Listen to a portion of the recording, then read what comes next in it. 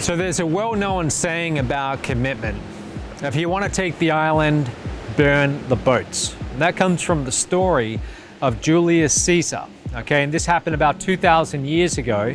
So Julius Caesar, he had ventured from Rome to conquer England. And the story goes that when Caesar saw his generals directing the ships of his army away from the cliffs, it looked to him that they were setting things up to be in such a position that if they needed to retreat, they could. And he didn't like that. He didn't want them to be able to retreat quickly. So as unpredictable as he was, Caesar ordered that his men burn the ships. And as the enemy watched on, horrified at these crazy men who'd arrived on their shores and were now lighting their own ships on fire, a message was sent to both sides. And that message was, dead or alive, the Romans were not leaving. They had no backup plan. They would either conquer the land or they would die trying. They were 100% committed. Now, I don't know if that is a true story or if that's just been exaggerated over the years. I'm sure there's some of that in there, but there's a very real lesson in this story.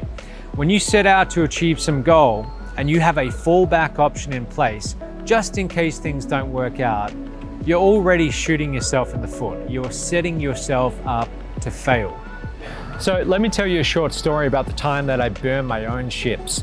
It was early 2009 and I just got involved with a new online venture and I'd spent about $2,000, which to me, especially back then, that was a lot of money. Like, I'm a frugal guy, but back then I was way more frugal than I am now. So it had been several months. I'd paid this money and I was looking at this venture and thinking, where are the results? They weren't coming. Part of the reason was I was treating it like a hobby. Like, I would do 30 minutes here and there.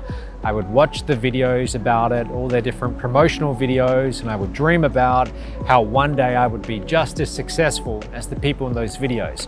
I really loved the idea of that. But as time went on, the results were not showing up. Days turned into weeks and then into months and still no results. So at some point I had to face reality.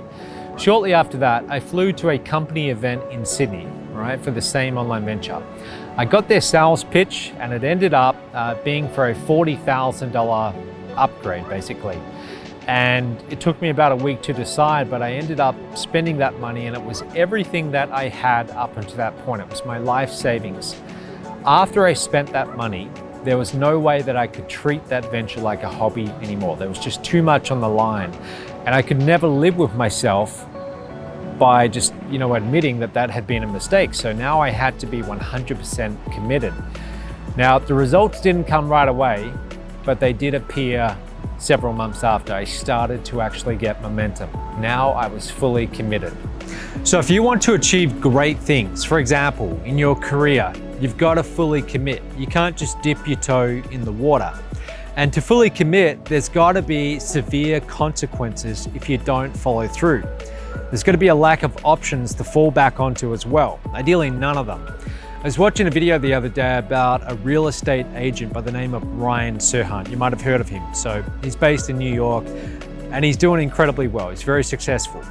But I saw this video where he talks about how he's making millions of dollars a year. Someone asked him about what does he make.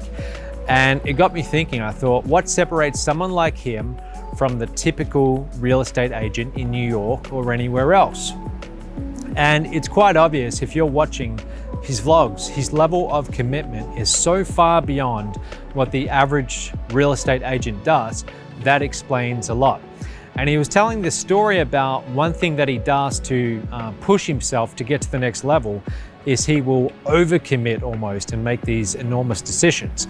Now, just about every super successful person that I've observed, they've done things like that. They've overcommitted on purchases. They've made very bold moves that have disastrous consequences if they don't follow through. And those have been key turning points in their career, okay? Because they had to be better, they had to perform. There was no backup plan. And most people, when it comes to their job, it's just a job. They treat it like a 9-to-5 job, and when they go home, they don't want to think about it anymore. Now, that's perfectly fine if that makes them happy. But anyone who complains about their lack of progress or where they are in life, in their career, in my opinion, they don't have the right to complain unless they have fully committed to achieving that goal. So I'm going to leave you with one final story. Many years ago, I decided to get involved with the purchase of an island. Technically, it was an island lease, 99 years, and I was one of the shareholders. And it was beyond anything I'd ever done financially, so far beyond that it really stressed me out for a while, and it took many months to decide, but I decided to move forwards with it. And my primary business would have to do much better financially in order to pull this off. So I went ahead and I did it, and everyone told me, don't do it. Everyone said it was not the right thing to do, but I did it anyway. And by the way, when you make these kind of key decisions where you do fully commit and you remove the safety net, you burn all those ships behind you, you're gonna have friends, you're gonna have family, and they're all gonna tell you, don't do it. And that's often a very good sign that you should do it.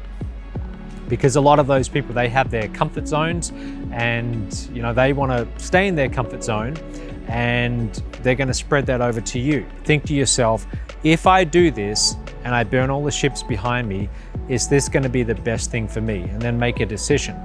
But I decided to move forwards with it. And the interesting thing is, my primary business that I was focused on that year, and that last year, it did better than it had ever done before. And it had to. Like I said, I had no backup plan. I had no safety net in place.